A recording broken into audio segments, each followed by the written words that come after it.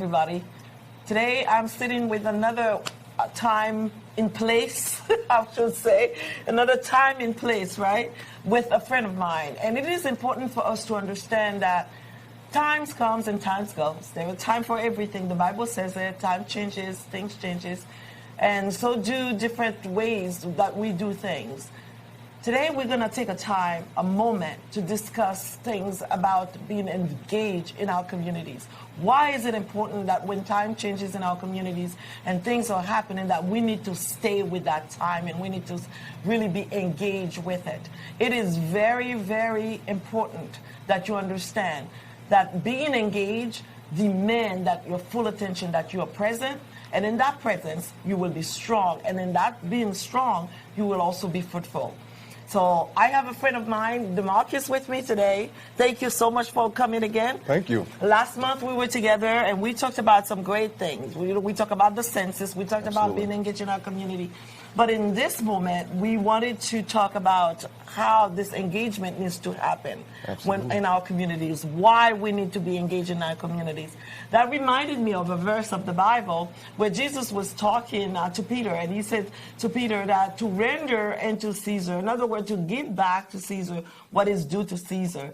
And a lot of us in the Christian community, or even not the Christian community, we kind of tend to use that verse to say that we should not be engaged, right? Because this has to do with Caesar, or whether we want to use it regarding taxes, or whatever it is that we want to use it. Before it's really in the context that we want to put it, not the way that I believe that it was said. Right.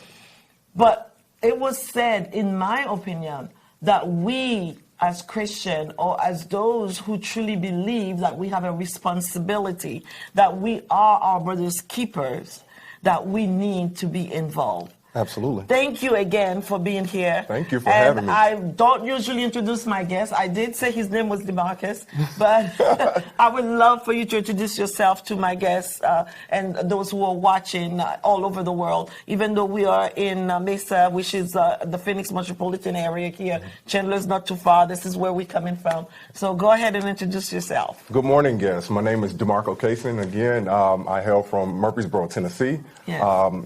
Here in the Valley, here in the Phoenix Metro Valley for about 7 years now. And thank you, Christine, for having me. We've had a great couple of months, and we've been busy out here in the community, and this is just amazing. So thank you for having me yet again this month. I'm so impressed by what you guys are doing.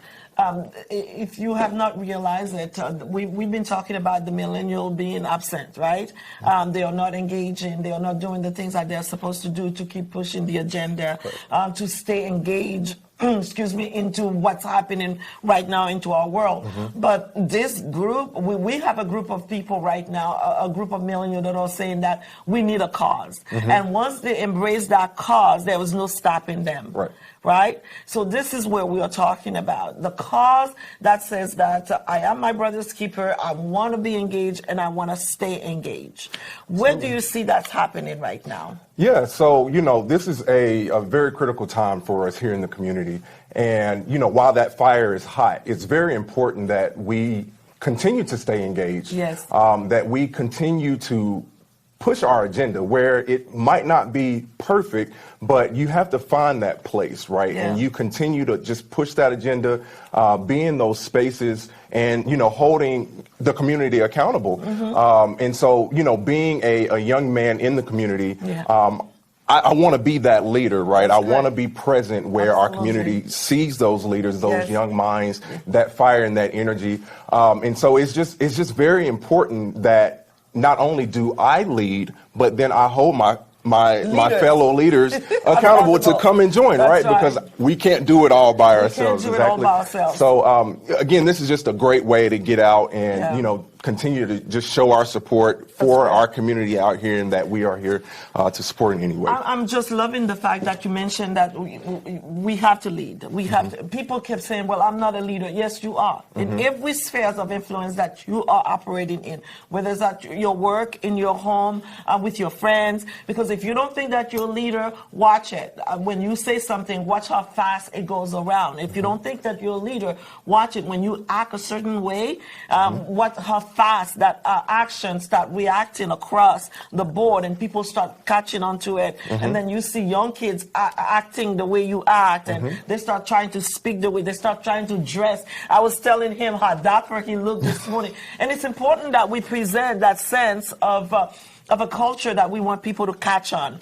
Now, in that moment of leadership, we are in a presence. I opened this morning and talking about a presence and a time. The time that we are in right now, it's a pivotal moment. Our country is looking at making some changes in leadership, and where do we go with that? And as Christian, how do we see it? And non-Christian, how do we see that? And how do we keep people engaged into it wherever they are? We need, because we value people, and we see in them the greatness that who they can be.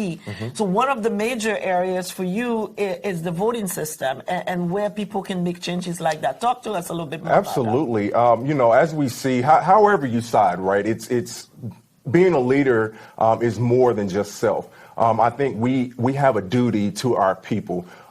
Your appearance, the way that you act as a leader, right? And that's what we need. That's what this country needs. We need leadership that our children can look up to. And I think, you know, those that have a platform, it's very important that you hold yourself accountable, that somebody is always watching you. That's right. And that's something that I've actually, you know, I've definitely learned being out in the community, is that people will notice me and I might not know who they are, but being present is very important, and how you carry yourself as a leader is very important. So I think in this pivotal moment, we're seeing a shift where people are holding themselves accountable, and that people are wanting to, you know, be that pillar that, you know, the younger generation sees, because we need to start grooming our next leaders. And so, yeah, it's very important that, you know, in this pivotal moment, that we put those individuals in leadership who can be an example to us. That's and correct. So, yeah. It is important to do it. The example that we're talking about, and you're right when you said that it's not perfect. We are not seeking perfection here, but we are seeking a heart that is for people. We are seeking a heart that is after seeing the greater good. We are seeking a heart that sees all of us into this this lifting up. Right? I used to tag this, when you lift yourself, when you lift others, right? That's the only way to lift yourself, is by lifting others.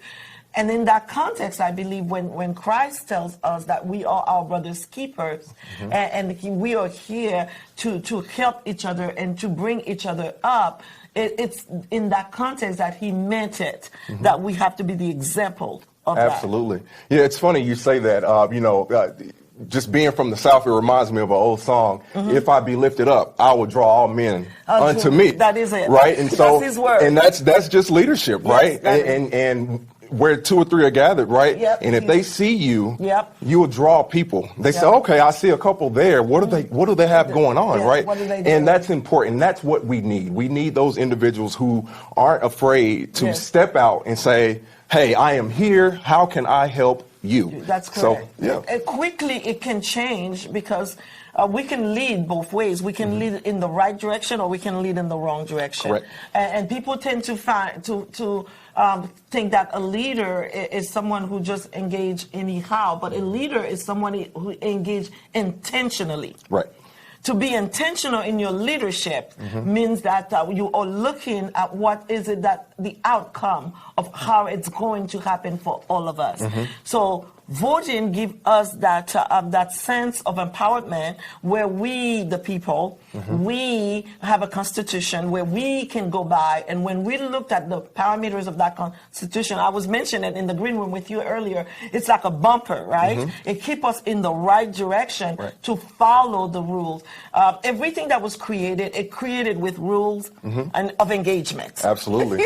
And if you don't engage in those rules, you're going to find yourself in the wrong spot and doing it the wrong way, because you leave those rules behind. So if someone right now was looking into, where do I go? How do I vote? How do I understand this process? How do they do that, DeMarcus? How do they do it? Absolutely. I would say, you know, first, voting and understanding who you're voting for. And I would say, you know, as an advocate in the community, you know, several people will call, and just They do the ask same who it thing is. to me. And I think that's what you need in the community. And it's my job to go out to find the answers for the community, right? And it helps educate myself. And so, voting is very important. However it is that you vote, exercise that right? Yes, That's correct. what we've fought for over generations. And I think we should. Come on now. Yes, we're at a centennial of the 19th Amendment, right? For women to vote. So it's an amazing time right now. It is important Absolutely. that we do it. And then just if you're wanting to get involved, I would say know what it is that you want to do. Yes. And then just do a little bit of research to go out and find out who's leading those activities. Pick up the phone, send an email. It goes a long way because, again, in the community, there are a few, and we always need help. So figure out in your heart where you want to be. Where do you want to make that change? Because I promise you there's somebody out here doing it already, and we would love to have you. And collaboration. Absolutely. And collaboration. So it is important that you stay engaged. The reason why we say that, people tend to complain when things are wrong or when things are not right. But they didn't realize that they had a power, they had a way, they had a voice. In order for them to use it, you have to stay engaged. You said something that was very important. Do your homework. Do your homework. It's true that we are being bombarded right now with everybody's opinion. But deep down inside, there is a voice that is speaking and telling you what the truth is. So do your homework. My pastor is very good about that. He said, I'm not going to tell you how to vote, but I'm going to tell you that you have a conscience. Listen to it. And look into the parameters of that conscience and look at what's going on and get as close as you can. That's right. Because that's not going to say that you're going to get it all right. But you're going to get as close as we can get to what you believe that your conscience and what the Word of God says and all those kinds of things to put you into the right path to doing it. So we have young people right now looking at what's going on. There's no saying that we are polarized at this moment. People might say, well, why do you want to talk about these kinds of things on the Christian television thing? Because as Christian, we have to stay engaged. We need to be engaged in community. And when we go out there and we feed people, we don't just give them a plate of food. We looked at their soul. We looked at who they are. We looked at pulling them out of poverty. But in order to do that, we have to create an environment. And our votes help us to create that environment. Would you agree with that? Yeah, absolutely. I mean, even just the premises of the movement, if I could, just go back, before my time, but thinking about civil rights and fighting for those rights to vote. Where did we assemble? It was in the church, right? The church was the safe place that we went and gathered together to discuss community. Whether you were a member or not, but you knew that was a safe place to go. That's right. And we lose that along the way because we look at faith and. No, it's an assembly, right? The church is a vessel. The church is that vessel where you go and and feel safe regardless. And so we have to kind of even get back to that baseline. Open those doors. Absolutely. Yes. And so people congregate there to talk safely about how they feel. Yeah. And it's just so important that we use those assembly places to allow people absolutely to voice their opinion and come as real and as raw as they can. That's right. Right? Because Jesus did. Absolutely. He had no problem telling them when it was right, when it was wrong. I mean, he was right there. He also did it in love. Right? He says that he rebuked in love. He also loved people wherever they were. And so, we, as you said, we start losing those kinds of things and people not feeling safe into those environments. Absolutely. And I would say, as far as feeling safe in the community, that's one thing that my nonprofit does, Base Arizona, right? We want to create that safe place for our community to come, to express themselves, to have a good time, to gain information. I saw you having a good time doing the. Oh yeah, and we have to. That's what we, we loosen up a little bit when the jackets can come off, and after the work is done, hey, we have to come together as community, and we have to smile, we have to laugh after all the meetings are over, right? Because that's what community is. That's right? what community. We're building community. We are letting people know that it's okay to be who you are. That's right. And be part of this. I truly believe once we open that door and create that, the kids will see that in us and they will rise up to the occasion. I used to look up to a lot of people that are what we call famous. And some of them sometimes they will mention that, well, I don't want to be a role model. Well, you don't have a choice. Right. Yep. Right now, you don't have a choice. That's exactly right. And so, you know, it's funny that you say that because I hold those individuals accountable. Yes. We talked about a platform, a pedestal, right? I understand that, you know, we are human. We're men and women. But when you decide to be in that spotlight, you have an obligation to the community to be a leader. You have an obligation to be that example, that role model. Whether you wanted to do it or not, cameras are on you. Like I said earlier, somebody is always watching. They are watching. So, you know, you have to, sometimes you just have to have it on, and you have to just wait till you get home and just, you know, let it go, and you know, but you have an obligation. Yeah, we have an obligation, and the obligation is always to make sure that we pass on a legacy, a legacy of truth, a legacy of well done, a legacy of like that they can be proud of to pass on to the next generation. Exactly. The kids that are growing up right now, they are really strong about, we are pushing education. We are pushing knowledge because we understand that knowledge is power. And this is what's happening right now into this realm, this time that we are living, this moment that we are in. Knowledge is being offered, but we question this knowledge. We question whether it's truth. Would you say that? Absolutely. You know, in the days, in the time that we live in right now, knowledge is at our fingertips, literally. Get on your phone. There absolutely. So, I mean, you can pretty much find out anything that you want, and you can be swayed in any direction. Children especially can be swayed in any direction, so right? Much. I would say, you know, for myself, when I was growing up, leadership wasn't necessarily cool. You know, community and civic engagement wasn't the cool thing to do, right? Yeah, and, you know, here in 2020, it's kind of like, well, I think about leadership. How can I engage our youth? How can I make it look cool? And I think it comes down to when we're done, we can take the ties off and the suits off, and we just have a good time, right? We have to meet these youth where they are. That's right. What are they into, you know? And give them an opportunity to lead and to be that example. Put them in front of the camera, right? Let them know, hey, you can see yourself here in a few years. You'll be sitting behind this table, and that's what it is that we want to do. That's what we want to do. We want to bring them in. So that being said, BASE is out in our community all day long. They are not only there once a month when they have those big events, but they are there all day long to be engaged with the youth. Absolutely. We want the families to come out. I've always seen mothers, fathers, all the children are all around whenever you guys have an event, which tells me that you're creating an environment where people are feeling that they can bring their children. There is no vulgarity. There is nothing happening there that we wouldn't want our kids to be part of. Absolutely. And that's the whole point of it. And those parents also, they are teaching, they are passing on something to their children and so showing them some culture. Absolutely. You need some culture. Right, yeah, absolutely. You need some culture. And by that, we're talking about the food, we're talking about the music, we're talking about all those kinds of things. It is important that we do that. Very important.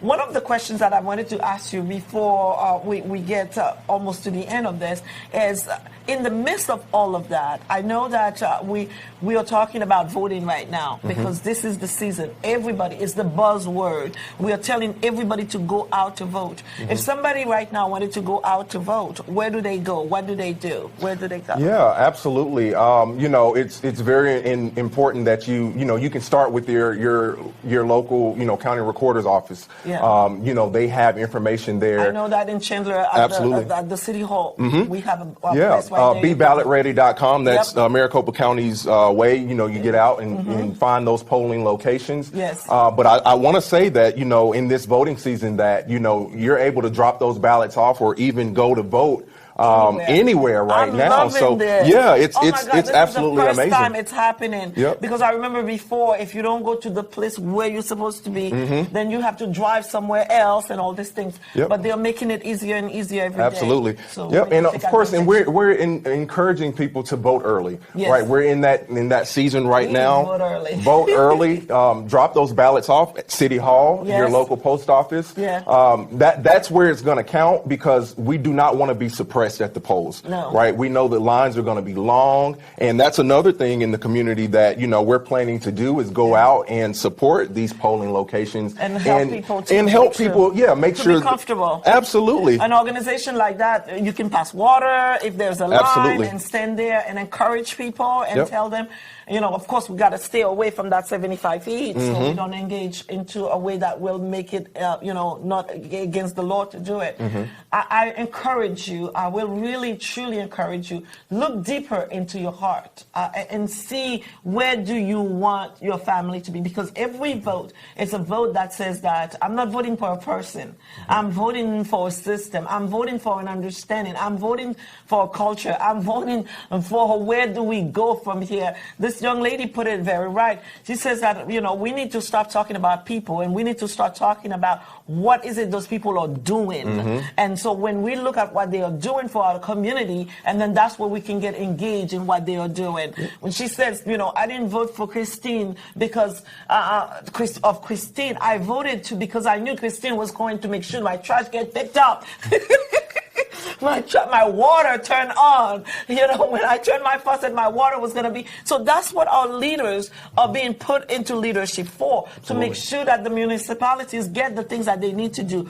And then at the state level, same thing. Because it does not really only stay at the local level. It goes at the state level, and then at the regional level. And then when it goes all the way to the country, across the board, we are voting for our constitutions. We are voting for a way of life that we want to continue, that we can pass on to our children. Absolutely. And that's really what's important today, is that, again, we said it earlier, no candidate, no one side is perfect.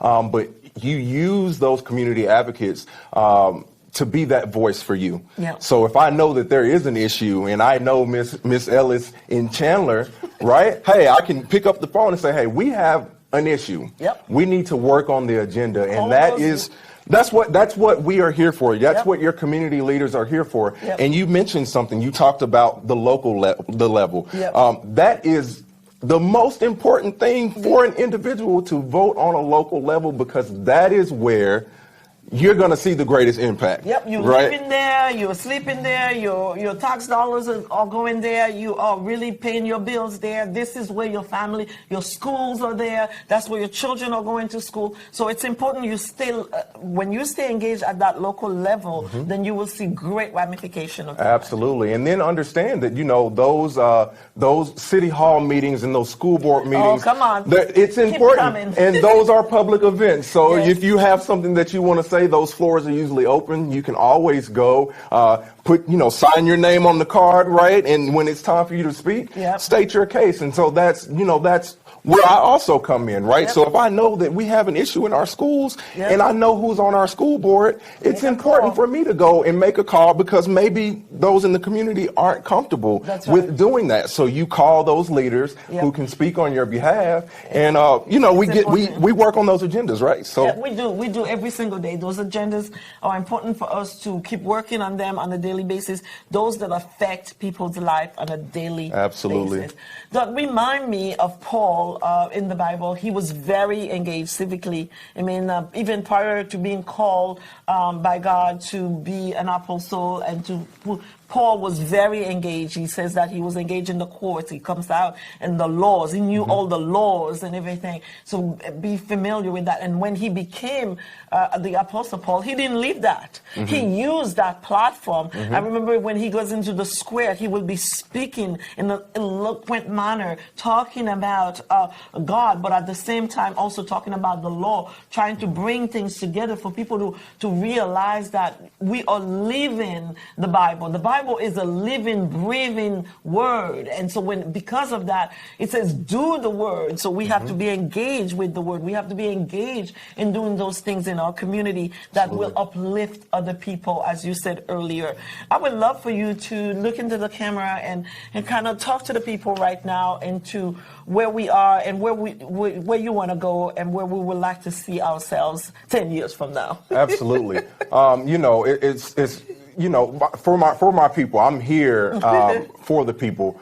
Where I would like to see us, I would like to see just a unity that we have not seen before, and just the environment that we're in right now with the social injustices, with the police brutalities. I think what it's doing is bringing us together as one. Even if you look at the pandemic, right? I think it's given people time to really sit back, reflect, breathe, and appreciate one another. So what I want to see is a greater collective, right? And we're starting right here, right now in the city of Chandler. We're going to spread throughout the community. Unity, I want to see unity. I want people to feel comfortable. However you vote, whatever your disposition. whatever that disposition is. So I just want to see that unity in our community where we can just come together, hug and love one another, and just collaborate on so many levels. So that's my hope, my prayer, my dream, wherever it is that I live, is that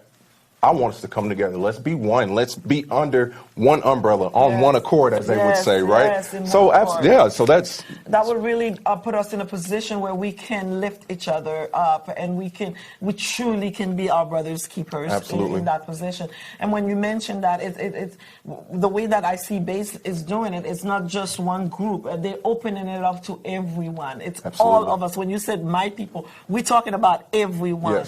In the past, people used to say, when I said my people, I'm only talking about my little group. No, these days, this millennial, when they said their people, they're talking about all of us, every one of you that are watching right now. 50 million of you, 187 different countries, wherever you are, we want to lift you up under this one banner of Jesus Christ that says that when I be lifted high, I will draw every man. He said, every man unto me. And the men mean also women and all of in that language. So I'm really right now in this chair thinking about and reaching about in that way to encourage you to be part of that collective force, a collective voice, so that we can speak in one manner. We can continue to love each other in that manner that will keep lifting each other up. I'm so glad you came here today. Thank you. We had some great conversation about being engaged in our community, making that a priority, right? It has to be a priority. Thank you so much for coming, and don't forget, you are welcome to come back anytime. The preceding program was brought to you by the Holy Spirit Broadcasting Network, HSBN Television.